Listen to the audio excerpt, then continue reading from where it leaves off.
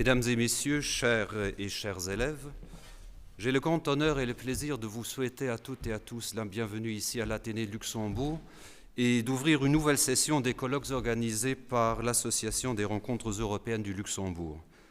J'aimerais saluer tout particulièrement M. Alvin Zold, président des rencontres européennes et les membres du comité, M. Nicolas Schmitt, ancien ministre et commissaire, M. Maurice Bauer, député,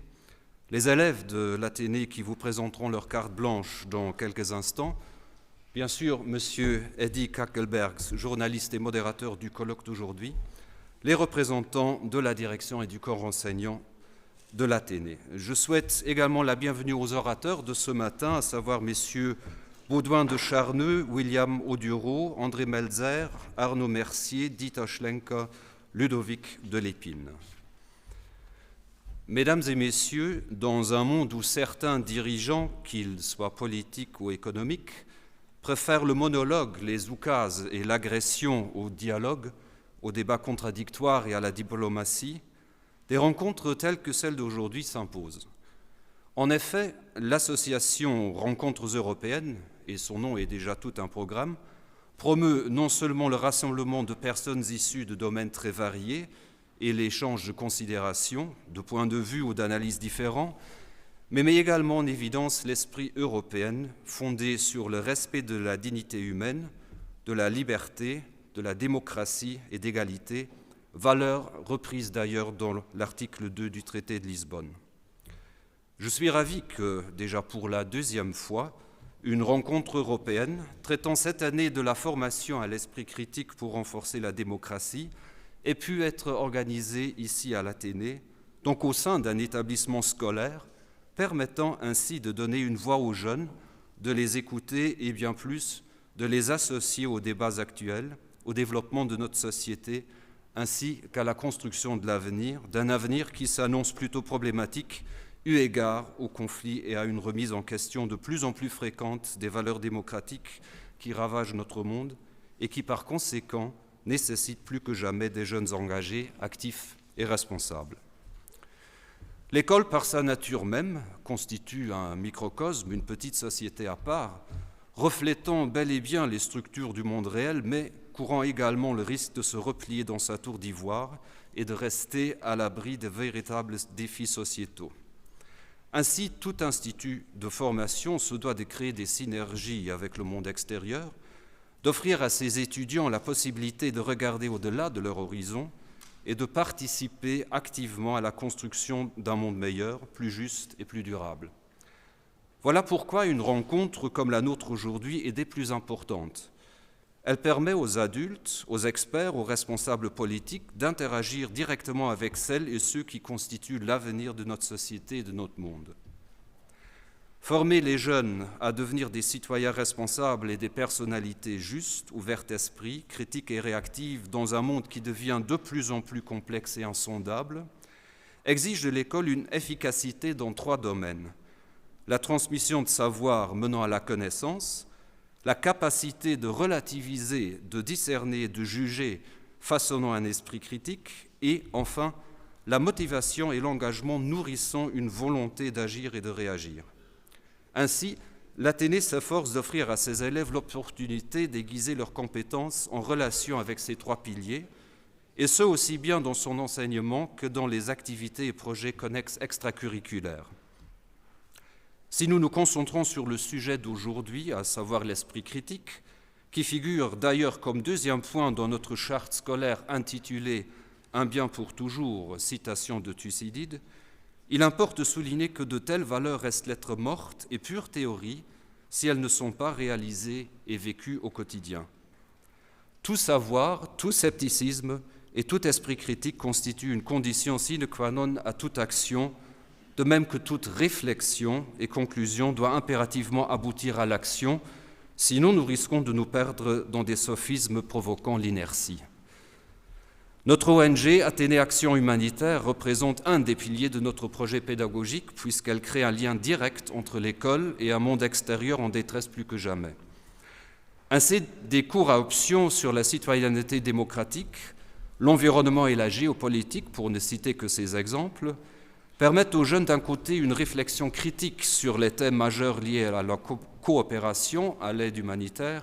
et de l'autre, de concrétiser, voire de matérialiser leurs connaissances en les combinant avec des actions sur le terrain, qu'il s'agisse d'activités de bienfaisance à l'Athénée ou d'un engagement direct au Grand-Duché, voire dans les pays cibles de notre ONG, à savoir l'Afrique du Sud, le Cap-Vert et la Grèce. Participer à la construction d'un monde meilleur et démocratique et contrer toute forme de résignation due à un sentiment d'impuissance face aux multiples défis d'aujourd'hui nécessite une prise de conscience. Même à petite échelle, chacun peut contribuer à la réalisation des valeurs fondamentales de notre société. Notre classe de 4e développement, ainsi que nos 2 cours facultatifs sur le développement durable, et notre participation au concours annuel de l'ALNU, Association luxembourgeoise des Nations Unies,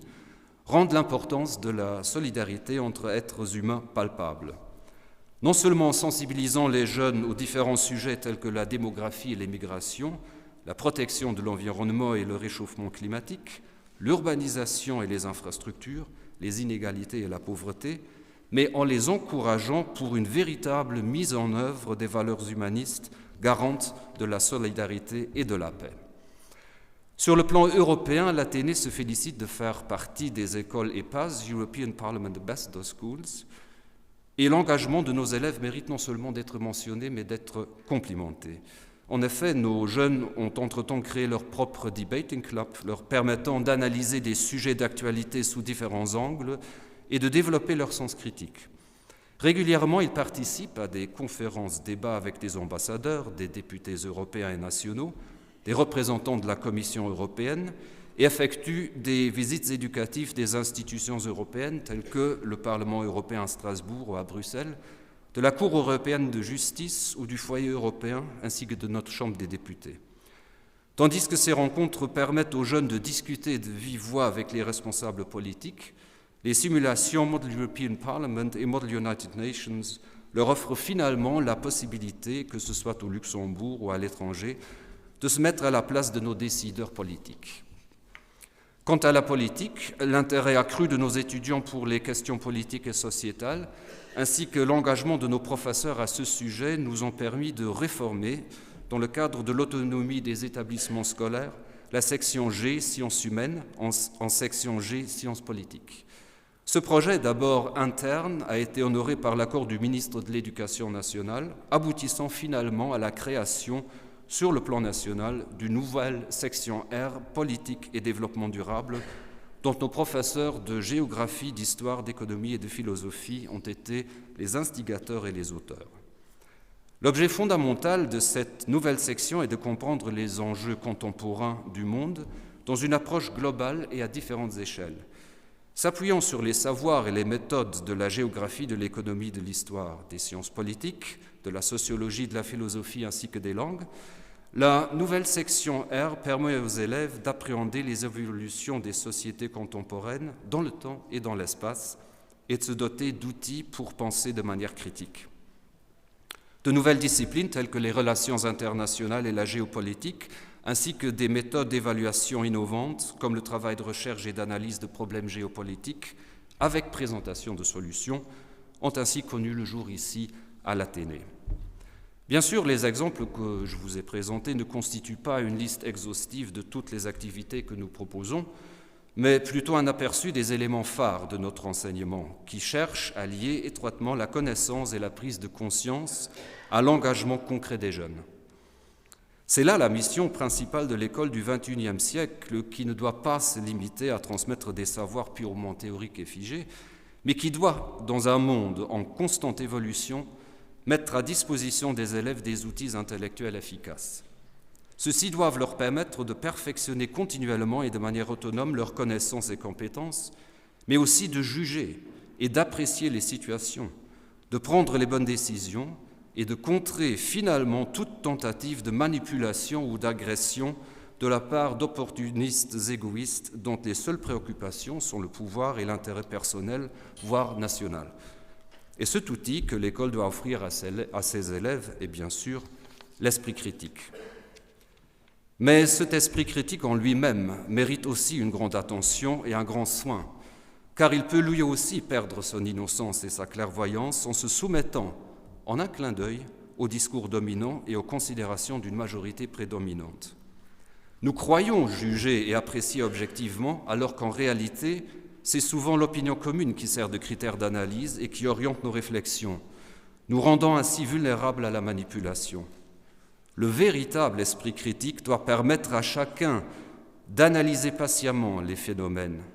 de faire la part des choses, étymologiquement parlant, et de reconsidérer systématiquement les critères d'analyse et de jugement. C'est cette compétence que l'école doit développer chez les jeunes,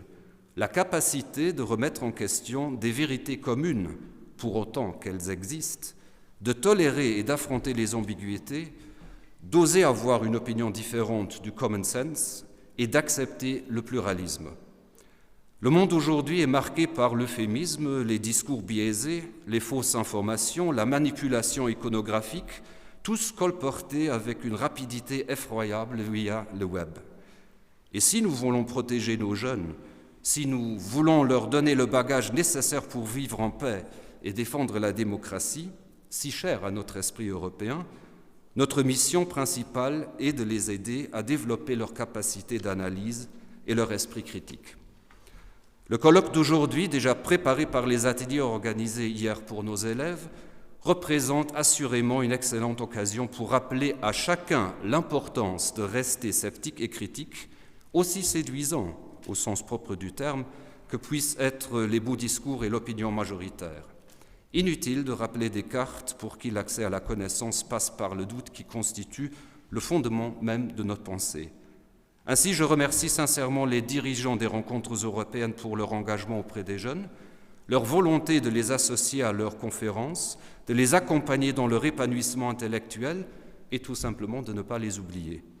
Un grand merci également à mon attachée à la direction, Madame Mona Girsch, à qui revient à 100% le mérite pour l'organisation sans faille ici à l'Athénée.